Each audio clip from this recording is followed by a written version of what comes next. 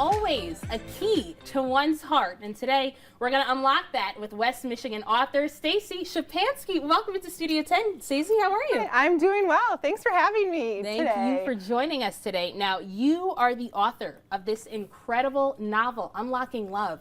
But it talks about your experience being catfished, but how it also deepened your faith. Now, I have to say, Stacey, that is one traumatic experience. So the fact that you were vulnerable enough and confident and brave enough to not just talk about it, but to pen it down and write it to paper. But can you tell us a little bit about what that dating experience was like? Sure. So for those who don't know what being catfished is, it is, I was talking to this person online on an online dating website, and they ended up not being who they said they were. And in the midst of all of that, there was a lot of emotional and mental abuse, manipulation, and a lot of times too, when someone is catfished, they scam for money. I fortunately was not one of those. Okay. But there was a lot of healing that needed to take place. So this is my journey, and my healing journey into what where you are today. Yeah, where I am today. Right. And it also talks about navigating relationships after that betrayal and manipulation. So ultimately finding my self-love and my relationship with God along the way. Yeah, and I think it's great that you were able to take that painful experience and still find the bright light in there. And again, you're so brave to talk about that. You'd be surprised. There's so many people who've gone through the same thing, but we're shy, we're afraid, we're embarrassed to talk about it. So can you tell us, what was that turning point when you said, hey, somebody else there at home needs to hear this story? What made you want to write it down? Oh my goodness. So this story has been in the making for 7.5 years. Wow. And when everything surfaced, I clearly heard God say to me, Stacey, you're going to write a book someday for others to feel less alone. Oh, wow.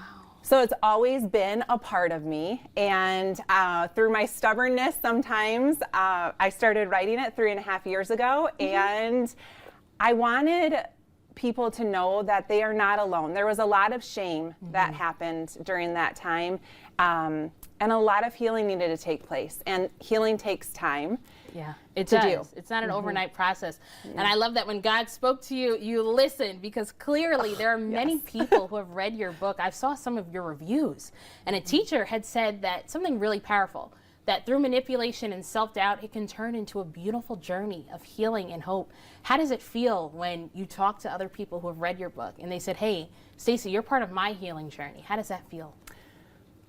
It is unexplainable. It really is. And the interesting thing, which I think is, I try not to use the word cool, but I think it's really cool.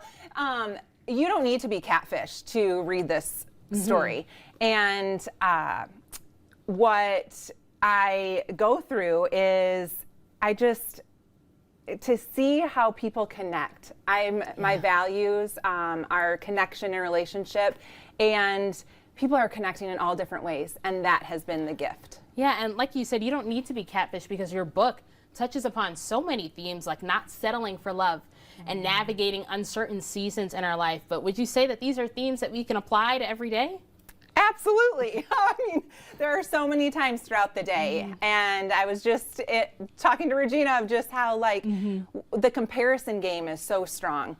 And with social media, how it is, and just parents need to be aware of bad things happen, but there's always hope, and there's always love that you can give yourself and others in the journey. That's right. I love that. There's always hope. And of course, you can get your hands on Unlocking Love. We have that information right here at the bottom of your screen. But Stacey, before you go, one thing I want to say to you is that, over the next few days, we're going to be overwhelmed with hearing messages about loving each other and loving our significant other. But what about loving ourselves? And like you say in the book, loving ourselves the way God intended. What do you want our viewers to know? You are fearfully and wonderfully made. And a quote from my book is on page 180. God has made me and you to be enough, to truly and wholeheartedly see ourselves as such. We have to forgive ourselves, accept ourselves fully, let go of whatever culture might say about us, and live into what God says about us. I love that, Stacey. And remember, we'll have that information online as to how you can get your hands on Unlocking Love. That was really the motivation we needed this afternoon, Stacey. Thank you so much. But I have to say, there's never such a thing as too